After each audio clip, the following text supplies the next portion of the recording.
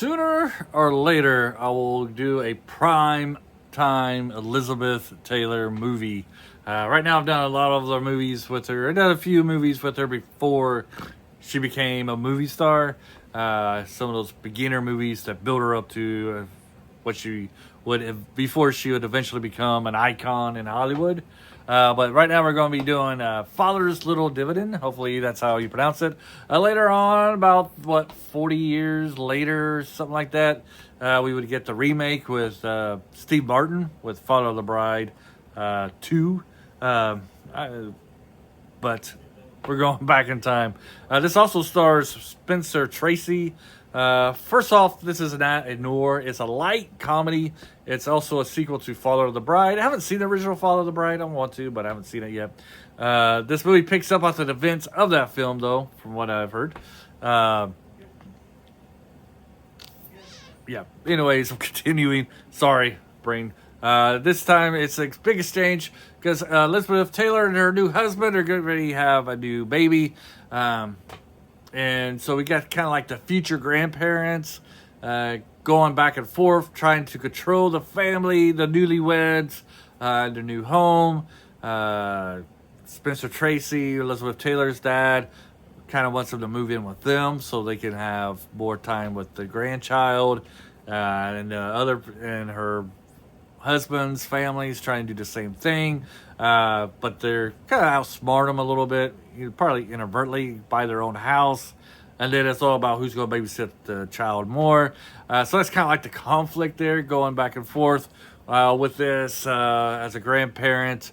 Who's going to be able to see, who's going to have a bigger influence in this newborn, in the new member of the family's life. Kind of against the traditional stuff because, usually it's the father, the husband side of the family, who gets a little bit more control because, we live in a patriarchal society. But in this case, Spencer Tracy is very headstrong as he's trying to butt in here and take over, have more influence on the new child.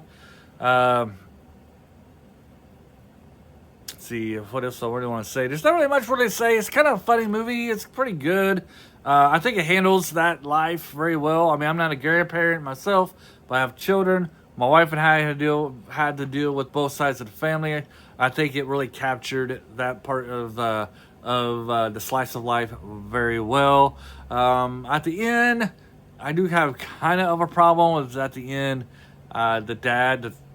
Now he's a granddad. Spencer Tracy takes his child, the baby, out for a walk. He gets distracted.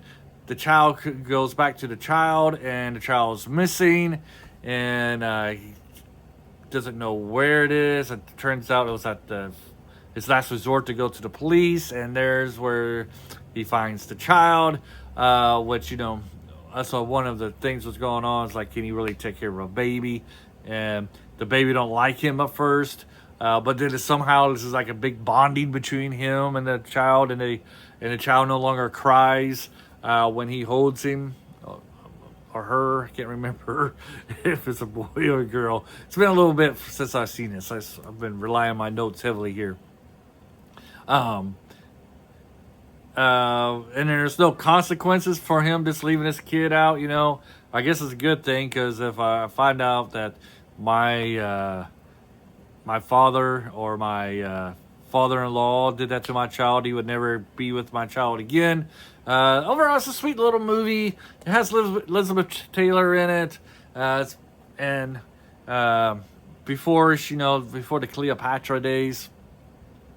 So if you've seen Follow the Bride with Steve Martin, and you want to see the original material, good movie to check out.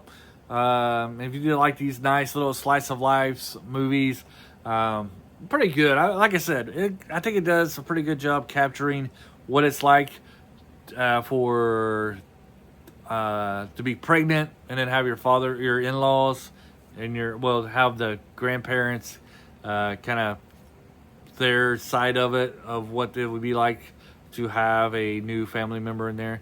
This is not a very good review, I'll be honest with you, but I'm sticking to it. Let me know if you enjoyed this movie, and until next time, bye.